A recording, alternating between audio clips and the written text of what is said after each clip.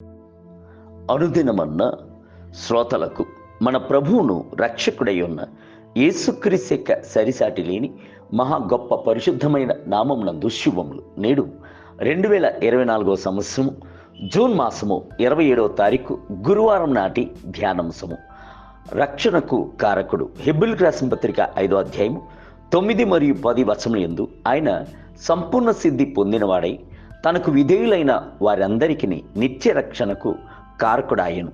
ప్రభు యొక్క నామముల యందు ఒక నామము నిత్య రక్షణ పొందుటకు కారకుడు అనుటే ఉన్నది.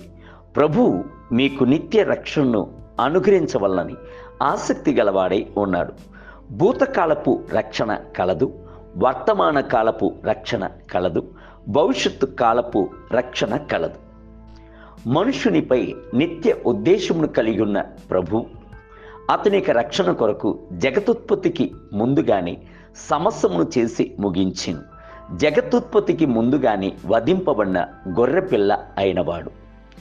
ఏ మనుషుడైతే సిలువ యొద్దకు వచ్చి నిలవబడి, నా కొరకే కదా నీవు సిలువలో కొట్టబడి రక్షణను సంపాదించితివి, నిన్ను నేను అంగీకరించుచున్నాను అని చెప్పుచున్నాడో అతనిక పాపములు క్షమించబడి రక్షణ యొక్క సంతోషమును అతడు పొందుకొనుచున్నాడు.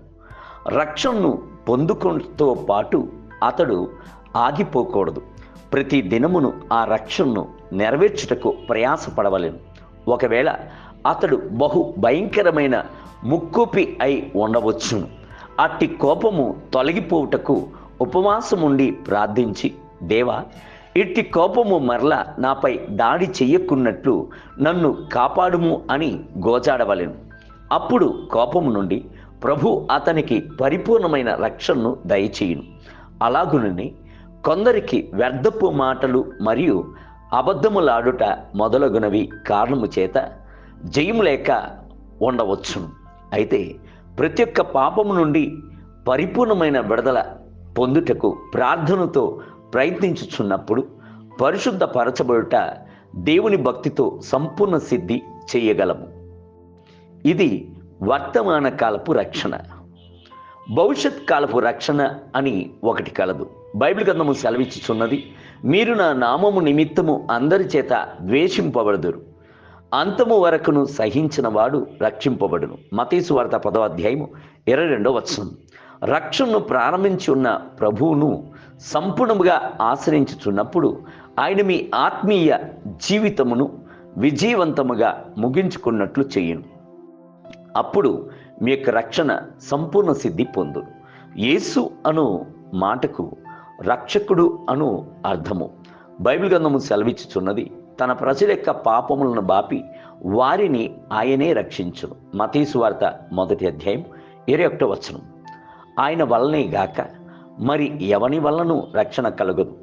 ఈ నామమునే మనము రక్షణ పొందవలని ఆకాశము క్రింద మనుషుల్లో ఆయన యొక్క నామమే గాక మరి ఏ నామము రక్షణ పొందుటకు ఆజ్ఞాపించబడలేదు. అపోస్తల కార్యములు 4వ అధ్యాయం 2వ వచనం. ఆయన వేటిలో నుండి మనల్ని విమోచించి రక్షించుచున్నాడు.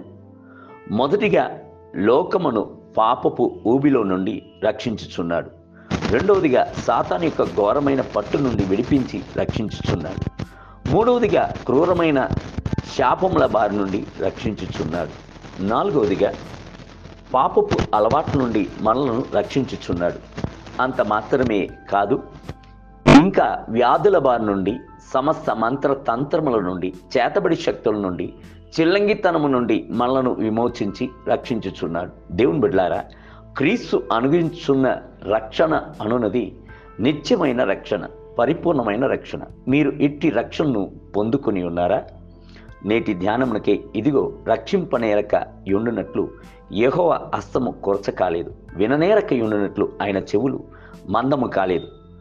యెషయా గ్రంథం 59వ అధ్యాయం 1వ వచనం. నేటి వేద పట్టణము ఉదయము యోబు గ్రంథము 8, 9 మరియు 10 అధ్యాయము. సాయంత్రము అపోస్తల కార్యములు 8వ అధ్యాయం 26 మొదలుకొని 40 వచనములు. ప్రభు మిమ్ములను దీవించును గాక. ఆమేన్.